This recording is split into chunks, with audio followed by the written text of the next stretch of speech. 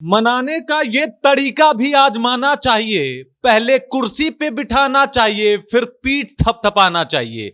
नमस्कार, मैं हूं रजत और आप देख रहे हैं जनता जंक्शन। आपको पता होगा कि हाल फिलहाल अश्वनी चौबे, जो कि बिहार बीजेपी के काफी करीबी माने जाते हैं, मोदी से इनका सीधा संपर्क माना जाता है, वो खासा नाराज चल रहे थे। लेकिन अब सब कुछ ठीक होता हुआ नजर आ रहा है। गया में पीएम मोदी एक चुनावी रैली को संबोधित कर रहे थे और इस दौरान उनके बगल के कुर्सी पे बैठे थे पशुपति पारस। लेकिन जैसे ही वहां अश्वनी चौबे पहुंचे, पशुपति पारस को वहां से हटा के वहां पे अश्वनी चौबे को बिठा दिया और साथ में उनसे बातचीत करने लगे, उनका पीठ थपथपाने लगे। मैं आपको बता दूं, मीडिया के कई रिपोर्टों में यह देखा गया कि अश्वनी चौबे खासा नाराज चल रहे हैं। बात यूं हुई कि बक्सर जो उनका सीट था, 2 बार वहां से सांसद थे, लगातार 2 बार जीते थे, वहां से उनका टिकट कट गया था। बीजेपी ने इस बार वहां से उनको टिकट नहीं दिया था लोकसभा का, जिससे वो खासा नाराज चल रहे थे और ये कह रहे थे कि अभी बहुत कुछ बाकी है, पता नहीं मेरा टिकट क्यों कट गया, मेरे में क्या कमी थी, मेरे में क्या दिक्कतें हैं जो बीजेपी ने मेरा टिकट काटा, मैं ये समझ नहीं पा रहा। मैं बीजेपी नहीं छोड़ूंगा, लेकिन कहीं ना कहीं मुझे इस बात का मलाल है कि मेरा टिकट बक्सर से क्यों कटा, क्योंकि मेरा प्रदर्शन तो बहुत अच्छा था, लोग सपोर्ट भी करते थे।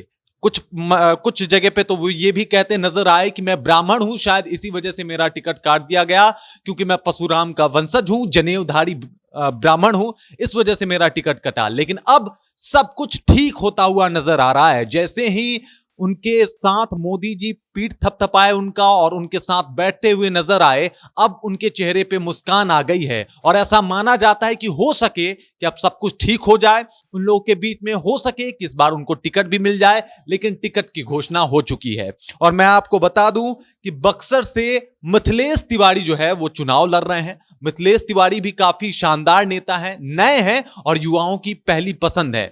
लेकिन अगर बात करें अश्वनी चौबे के, तो ये काफी कद्दावर नेता माने जाते हैं बीजेपी के और इनके बीजेपी में पकड़ जो है वो बहुत मजबूत है। भागलपुर सदर से 5 बार के विधायक रह चुके हैं और बक्सर से ही 2 बार लोकसभा जीत चुके हैं। एक बार मोदी लहर 2014 में और पुनः मोदी की ही लहर 2019 में इन्हें 2 बार सांसद बना देता है और ये 2 बार सांसद बन के जाते हैं। लेकिन इस बार इनको टिकट नहीं मिला, इस वजह से ये खासा नाराज दिखाई दे रहे थे और कहते थे कि मैं बक्सर छोड़ने वाला नहीं हूं, बक्सर तो सिर्फ मेरा है। और इस वजह से पीएम मोदी ने सोचा कि भाई कहीं चुनावी खेला ना हो जाए, रणनीतियां बिगड़ ना जाए, कहीं ये वोट इधर उधर ना चला जाए। इस वजह से उन्होंने अश्वनी चौबे को अपने पास बुलाया, फिर उनका पीठ थपथपाया, फिर हंसते मुस्कुराते दोनों ने एक दूसरे से बहुत सारी बातें की और पुनः वापस पशुपति पारस को वहां पे बिठा लिया गया। गया में चुनावी रैली को संबोधित कर रहे थे मोदी